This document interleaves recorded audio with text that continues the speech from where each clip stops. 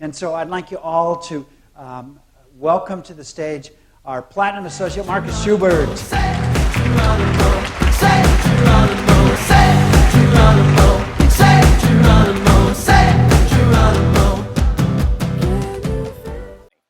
We're all in business for ourselves. We're here for a business conference, and part of the success in business, I believe, is having the ability to look forward and see how our actions today will implement and create a result in the future, right? So in other words, what are we doing today, and how does that impact the future, positive or negative? As an example, Peter Foss. Where's Peter? Is he in the room? Okay, so Peter and I, we had this room booked. It's a long, skinny room. And we're thinking, do we set it up this way? So we've got this long, and I said, no, I've had a bad experience with that. Someone right at the back won't be able to hear, won't be able to see. So I had a bad experience. One time I was overseas, and I went to this a conference for the paranormal. Is anyone interested in the paranormal? Like really weird stuff? I mean, you get some twitchy people in those conventions, I tell you. And the speaker's saying, who put up your hand? The speaker said, put up your hand if you believe in ghosts, right? So certain percentage of the room put up their hand. And then next question was, okay, put up your hand if you've actually seen a ghost. So there's a few less hands. Next question, put up your hand if you've had a conversation with the ghost. Few hands. And then he goes, has anyone ever made love to a ghost? And this guy right up the back puts up his hand. And he goes, well, this should be interesting. Gets him up the front. And he goes, tell us, what was it like to make love to a ghost? And he goes, oh, I was right at the back. I thought you said a goat. So you have to think forward. So therefore, we're spread out this way today. We don't have to become a genius in compensation plans, but it's good to understand, if you haven't been in the industry before, that we build two teams, which basically means if we introduce more than one person, we can introduce further people down the left or the right team. Okay, we can introduce as many people as we want. So let's say we brought 6 people into the business.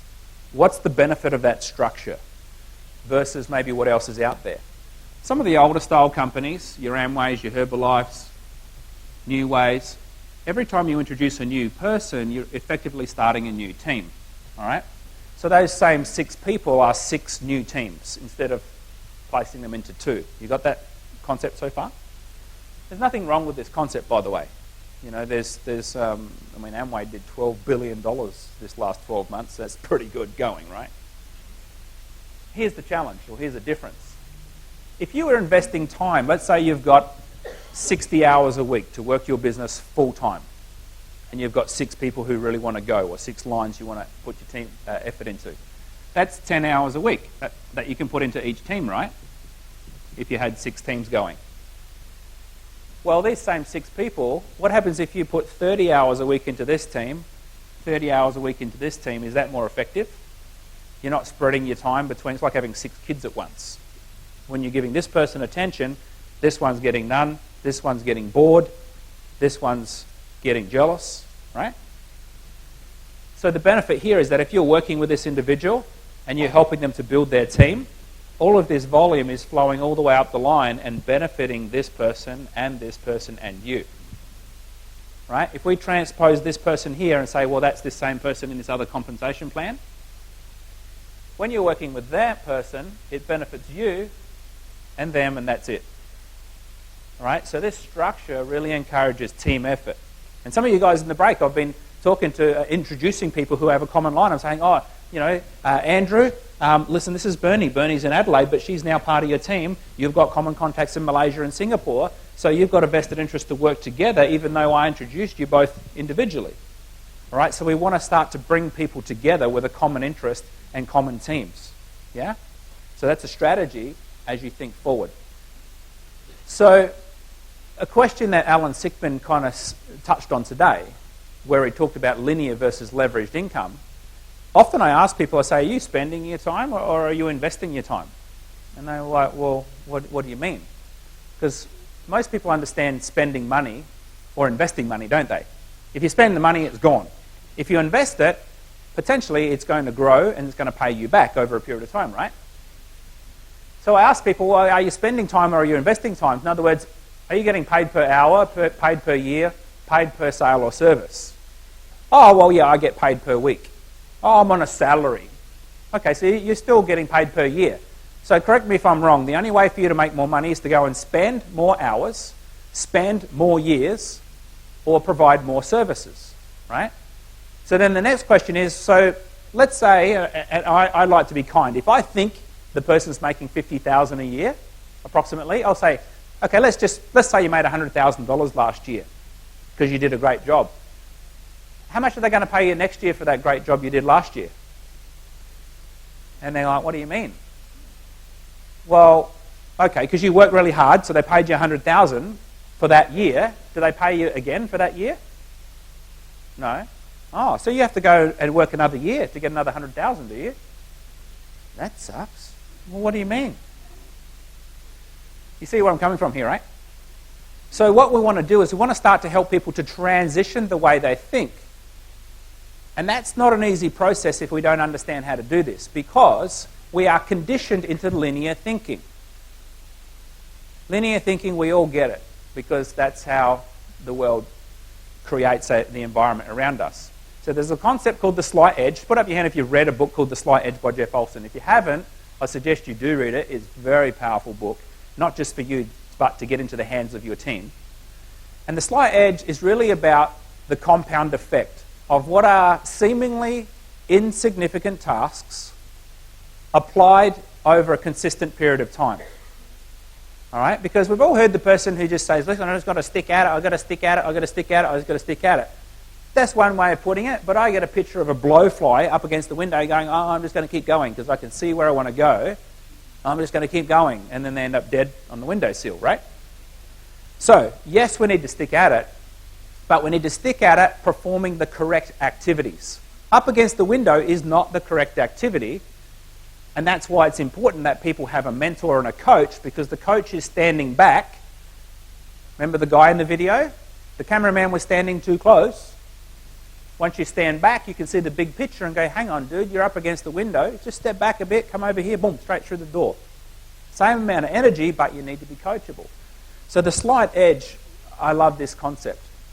The slight edge can be applied in many ways. Often when we're talking to people about, you can become a bronze in this business. And all these people come across stage. And some people are sitting there going, what? They earn $650 for the month? I make double that in a week. But what people aren't necessarily understanding is, first of all, this is extra income. How would this impact their life if they added it on top of? If we took someone earning $4,000 a month, $1,000 a week, and this dark blue bit at the end is their expendable income or how much they're actually saving, 10%, right? Who saves 10% of their income? You don't have to put it in, you don't want to. But you know what? A lot of people like to think they do. But if the average Aussie's credit card debt is $8,000, it means, by definition, that we're spending more than we're earning, right? If you have any debt, we're spending more than we're earning. So I'm going to be generous and say, listen, we're making $4,000 a month and we're saving 10% of that. But now look what happens to your expendable income if you become a bronze. That's more than double. You've more than doubled your expendable income. You can go twice as far on your holidays. You can put your kids in twice as good a school. You can buy twice as good a car. You can save twice as much money, right? It's powerful. What about if you're a silver?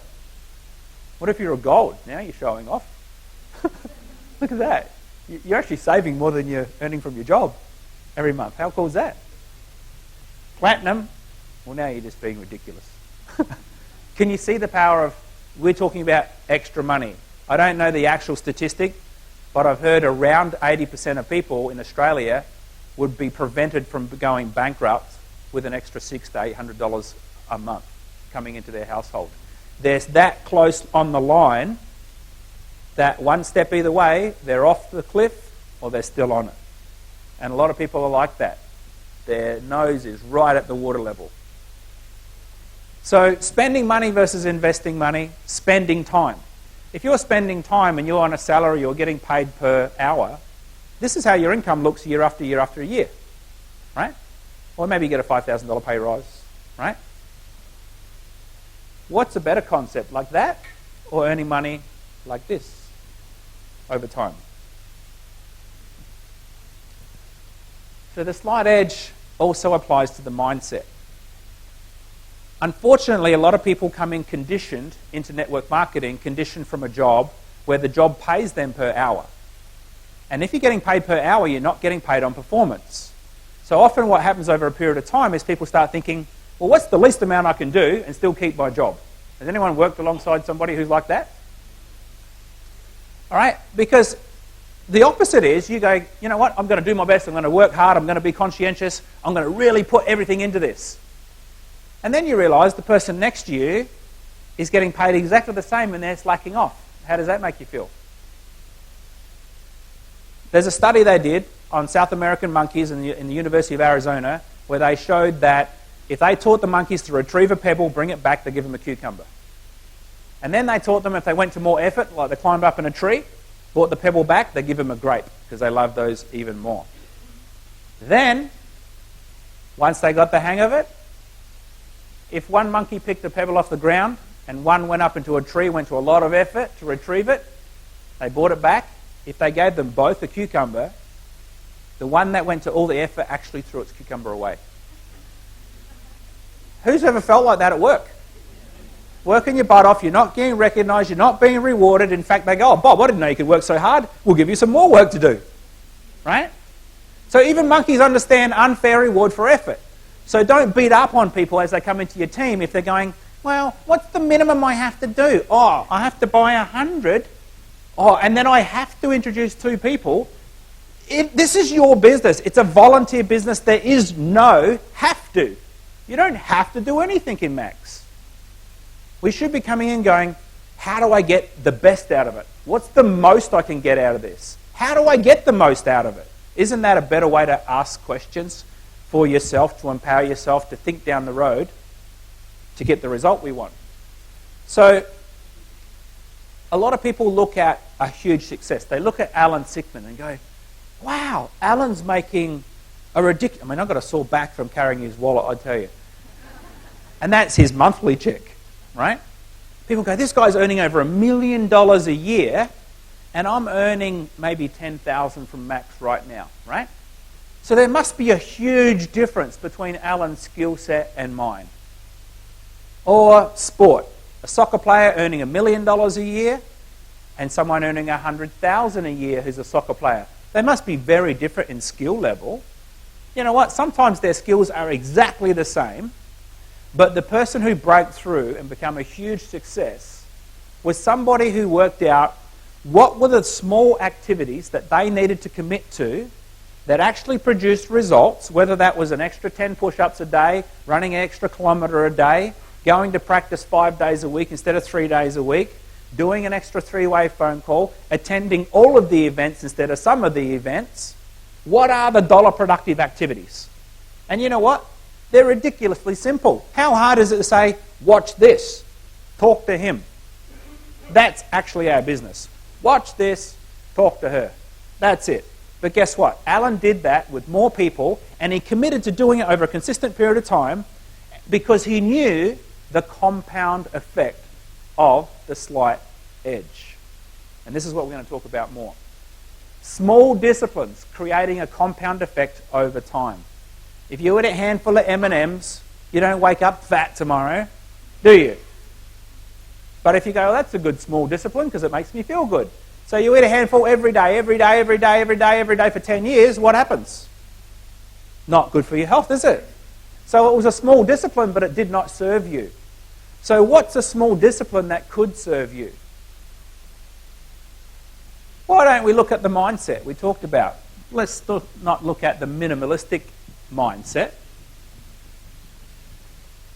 Let's look at, well, I don't want to be average.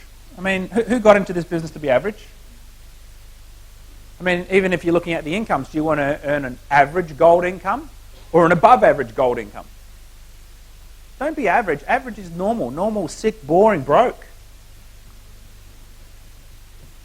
Instead of introducing 2 people, let's just go ridiculous. Let's go bananas and introduce 3. I mean, just top it out. People will think you're crazy. All right, if we can just go back to the PowerPoint for 1 sec, please, Jeremy. Thank you. So instead of doing 2, let's introduce 3. All right? Crazy concept. But let's look at that small discipline and let's teach our team to do that small extra discipline to become above average. And let's look at how that impacts us over a period of time. So you'd have an extra 4 people in your business instead of an extra 9. 8 versus 27, 1681.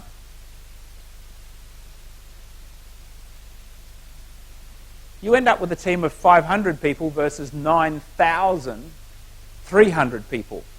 Which team do you want? Left or right? Right. Don't you think that's huge? That 9,000 represents the soccer player who's earning $1 million a year versus the one who's earning 100,000. And people are going, wow, look at the big difference. The difference is 9,330 people. That's the difference. That's the end result. But the real difference isn't that. The real difference is just one person. The difference between introducing 2 each and introducing 3 each. One person, that one person replicated, compounded over a period of time. That's the slide edge. That's the compound effect. So what can we do that we are empowered to know we can do easily and we can commit to over a period of time that will give us a massive result? Who wants to know what those things are? Right?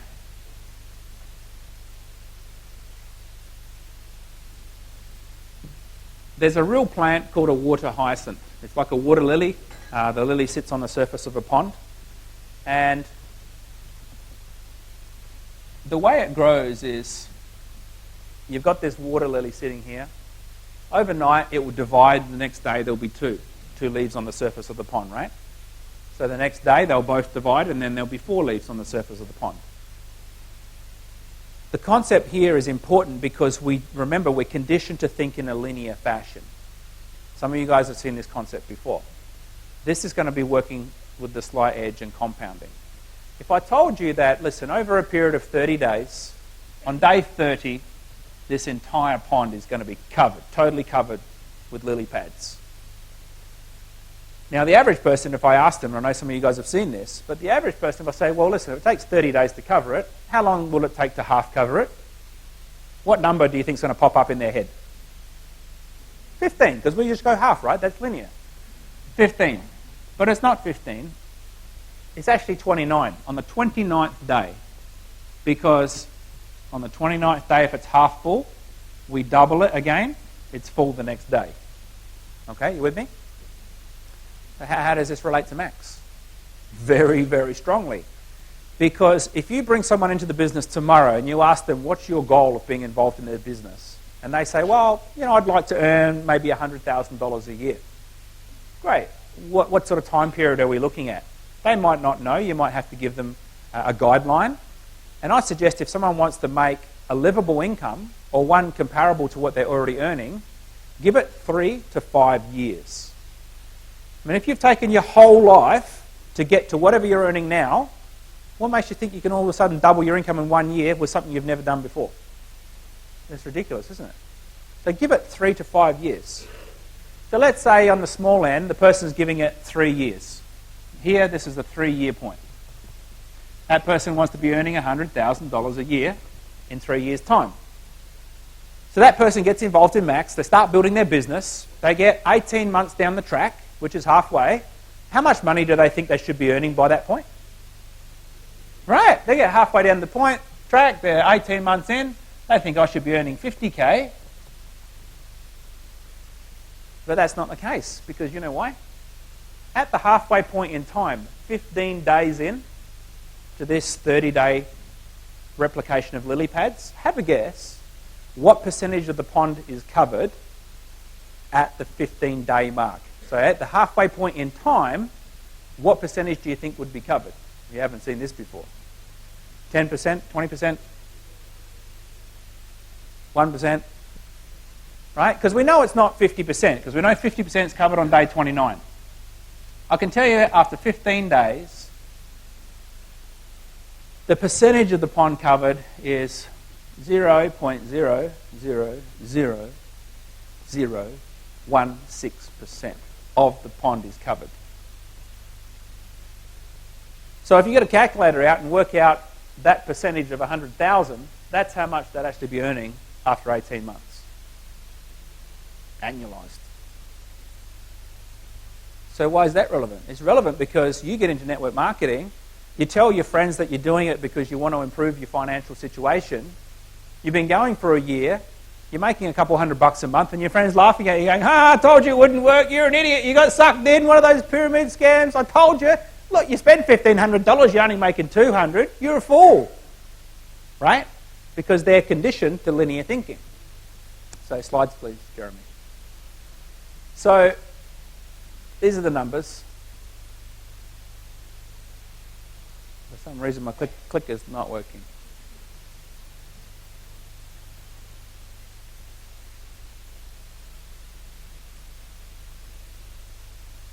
Are you guys able to advance? Okay, great.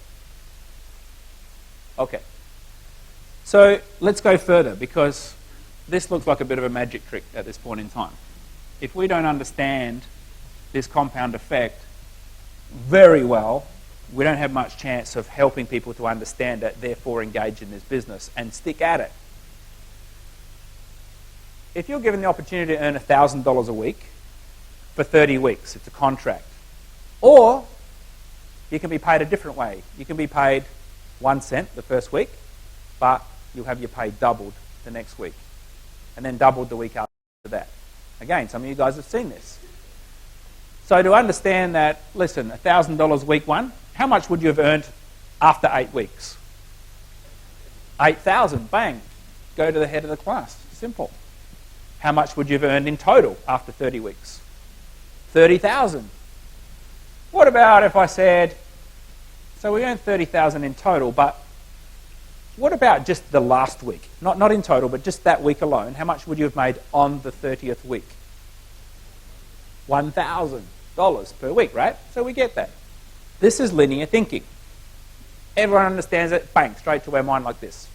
Whereas if I come over here and I said, well, you earn 1 cent and then 2 cents and then 4 and then 8, 16, 32 cents, $64, $1.28. So I've already put the numbers up here for you. And if I said to you, so how much would you have earned after 8 weeks? Takes a while, right? Well, the brain starts going.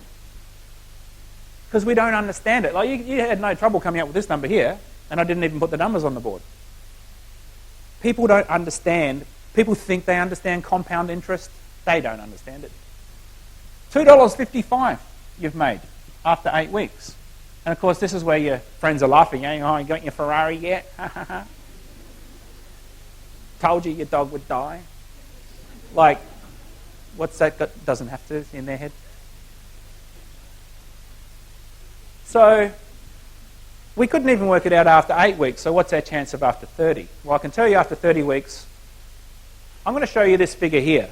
How much would you have made just that week over here? You would have made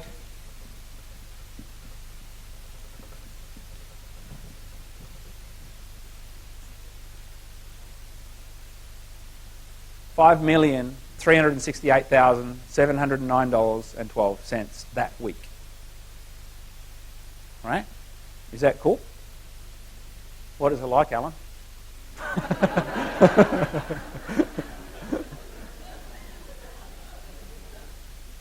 So you're going, holy moly, what's going on? This is amazing. So if you look at this and go, well, actually, that's how much you made on the 30th week. In total, you would have made over $10 million. All right? Assuming these numbers are correct, you can check them later. But assuming we made $10 million in total, assuming this number is correct, if that $5 million is correct, how much would you have made the week before that? About $2.6 million, right? Because that's half of, it's doubling every week, yeah? So that means if you made $2.6 million, you've made $8 million out of the $10 million. You've made 80% of that income on week 29 and week 30. And this is where you cannot afford to look at today's results and decide if you're going to quit or keep going. You can't do that. You have to understand the slight edge. You have to understand if you do these dollar productive activities, the results will come. The train doesn't sit there on the railway tracks and go, gee, I wonder if I'm going to end up at the next station. It's on the railway tracks. Right? Alan Sickman showed in month 3 in April, his check dropped from 19,000 or 17,000 down to 10,000. Oh no, I'm off the railway tracks. He didn't do that. He said to us today, I was already committed. Nobody else's results or anything they said, I'm just going to keep doing it. Right? He knew the activities, if he replicated those over a period of time, the rest was going to be history. So that's what we need to be able to do for ourselves. Look at that. Oh, who saw that? Because that's the question. You're halfway down this process, 30 weeks, you know you're going to make $10 million. After 15 weeks, how much money do you think you would have made? What percentage of that 10 million? Does this figure look familiar? So if your check's bigger than that, you're halfway on your way to 10 mil.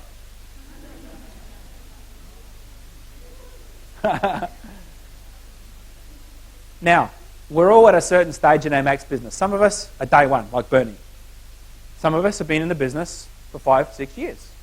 No matter where we're at, sometimes from the current rank we are right now to where we want to go to the next rank is harder than we can get our head around. We can't go, well, I can't bite that off. I don't know how to tackle it. It's kind of like eating the elephant, right? I can't get my head around it. So if you can't get your head around it, sometimes you don't even engage.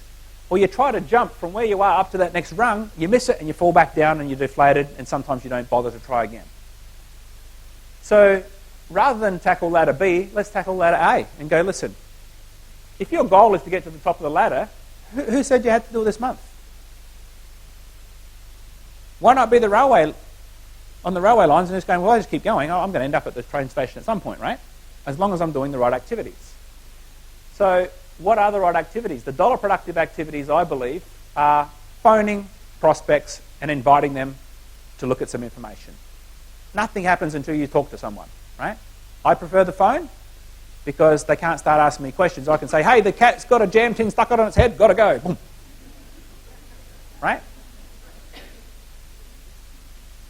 So you're inviting them to see a presentation. This is important because you can also work out where you're breaking down. You could invite 100 people to see a presentation, but if none of them go and view it, you're not going to be moving forward, are you? So you need to work on your invitation skills.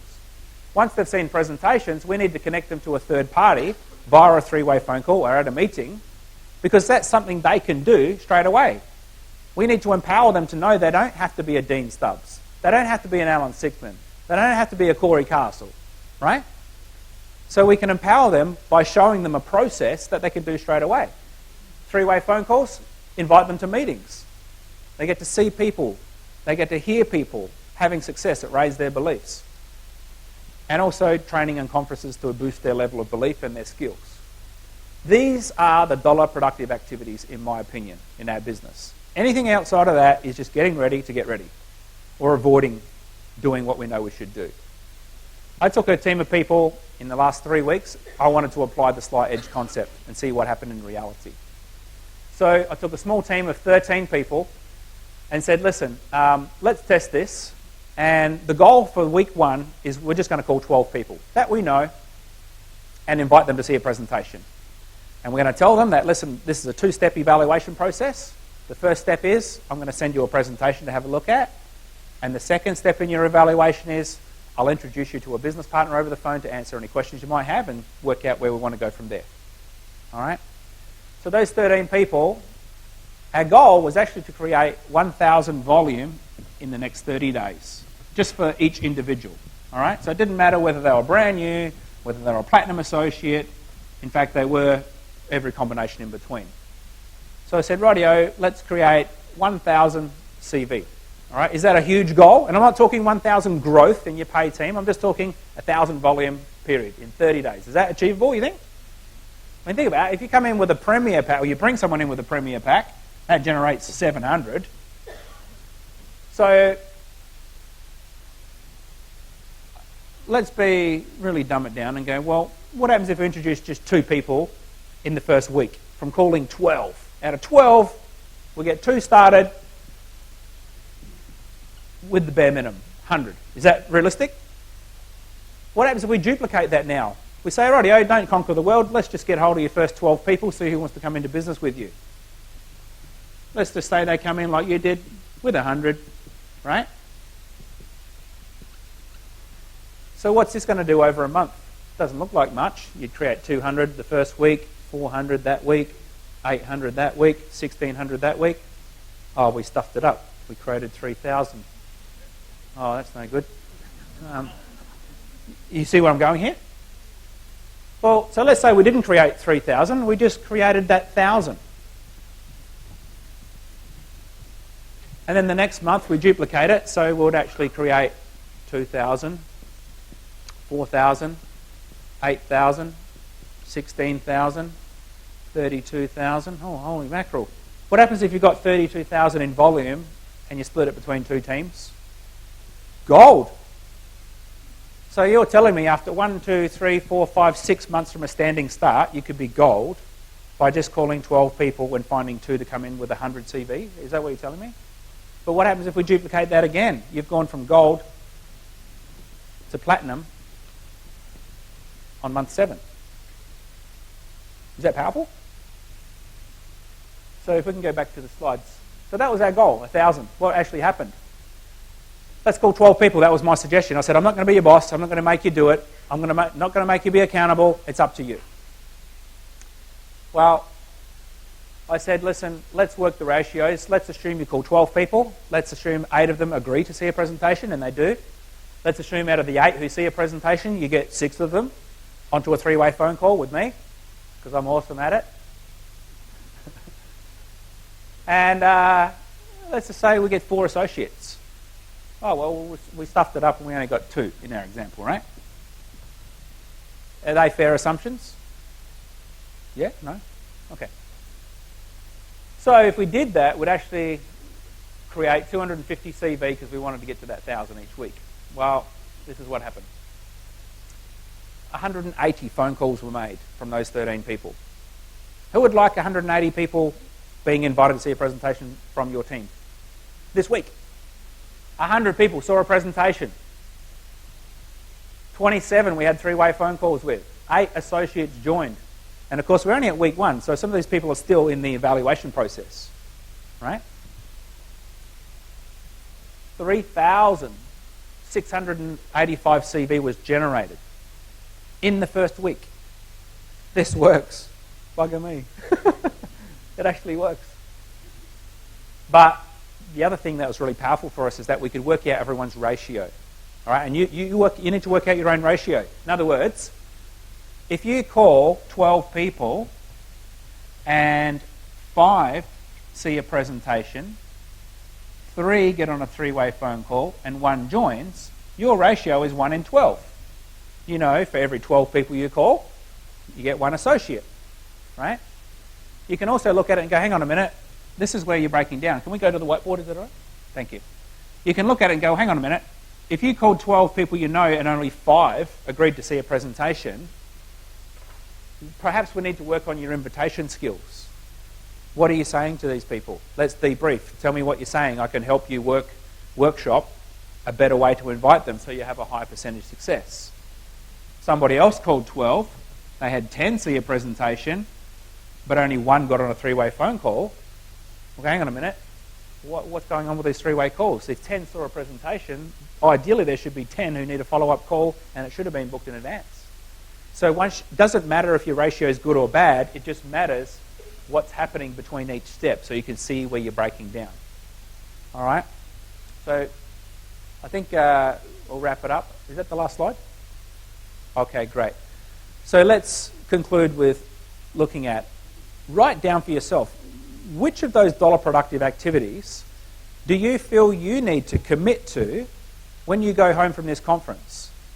And what can you actually commit to and do every single week? Do you need to be contacting some more people to see a presentation? Do you need to be introducing more people that you've already spoke to somebody that's not you? Do you need to be inviting more people to attend a meeting or a conference? What is it? right? Whatever it is, commit to those dollar productive activities and you can create that compound effect. So I hope that's been beneficial. Thank you very much.